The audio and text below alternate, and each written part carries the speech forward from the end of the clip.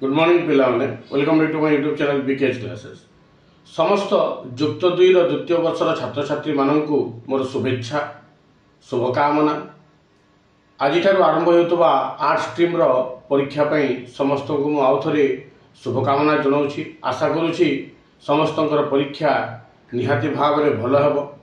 पिला माने परीक्षा हॉल को जावा पूर्व केतोटी कथा मन रखा, जेपरिक कौन प्रकार इलेक्ट्रोनिक्स गैजेट बा स्मार्ट वाच आम नेबा नहीं, एनालॉग वाच एलाउ करा जाई पारे।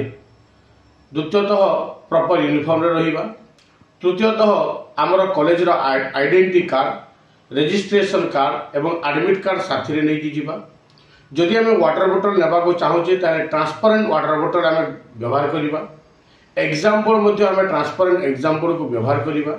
लिखिबा पई ब्लैक बॉल पॉइंट पेन आम व्यवहार करिबा, जेल पेन रो व्यवहार करिबा नहीं।